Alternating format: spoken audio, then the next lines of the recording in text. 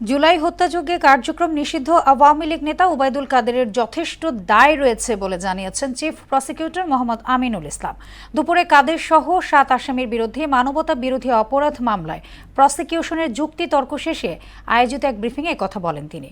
মানবতা বিরোধী অপরাধ মামলায় দণ্ডিতদের সম্পত্তি বাজেয়াপ্তের প্রক্রিয়া প্রচলিত আইন দ্বারা সম্পন্ন করতে ট্রাইব্যুনালে আবেদন করা হয়েছে বলে জানান চিফ প্রসিকিউটর। মোদাসির আলীর প্রতিবেদন। হারুন বেদি সরাই দিচ্ছেন? উনি তো খুব অ্যাডামেন্ট, আমরা সরাই নেই, ওই রাখছে ডিএমপিতেই রাখতেছি। উনি বলছিলেন অন্যখানে দিতে, আমি ডিএমপিতেই রেখে দিচ্ছি। সাবেক মন্ত্রী ওবায়দুল কাদের ও আসাদুজ্জামান খান কামালের ফোন রেকর্ড ট্রাইব্যুনালে উপস্থাপন করে প্রসিকিউশন টিম। সমন্বয়কদের খাওয়ানোর ছবি সামাজিক যোগাযোগ মাধ্যমে প্রকাশের জন্য তৎকালীন ডিবি প্রধান হারুনকে এভাবেই শাসিয়েছেন ওবায়দুল কাদের। আমরা তো তোমার প্রত্যেকদিন বলতেছিলাম তুমি ভালো করতেছ, খাওয়াই ওই ছবি কেন? না না, এ খাওয়ার ডিসিশনটা কে দিয়েছে স্যার? আমার স্বরাষ্ট্রমন্ত্রী, আমার এসডির চিফ, এরা দিয়েছে খাওয়ানোর জন্য। না, তারা নির্দেশ দিলে তোমাকে ছবি তুলে বাইরে পাঠাতে।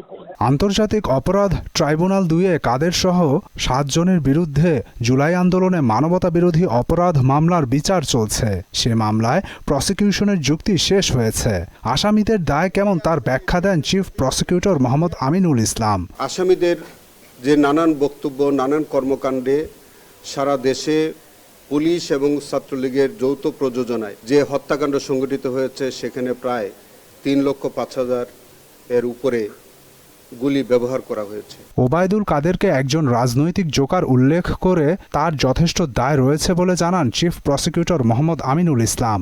ওবায়দুল কাদের তিনি বাংলাদেশের ইতিহাসে একজন রাজনৈতিক জোকার। তার এই দায়িত্ব জ্ঞানহীন বক্তব্য কর্মকাণ্ডের কারণে আজকে সারা বাংলাদেশের 1400 মানুষ শহীদ হয়েছে। এ মামলায় আসামিদের সর্বোচ্চ শাস্তির দাবি জানিয়েছেন তিনি।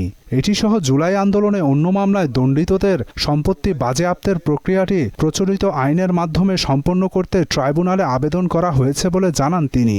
আমাদের দেশে যে প্রচলিত আইনটা আছে, পাবলিক ডিমান্ড রিকভারি অ্যাক্ট এবং ফৌজদারি কার্যবিধি 386 ধারার বিধানটা যাতে মিউটেটিস মিউটেন্ডিস অনুসরণ করে যেন এইটি প্রয়োগ করা যায় এবং বাস্তবায়ন করা যায়, সেই আবেদনটা আমরা করেছি। ওবায়দুল কাদের সহ 7 জনের বিরুদ্ধে সাক্ষ্য দিয়েছেন 29 জন।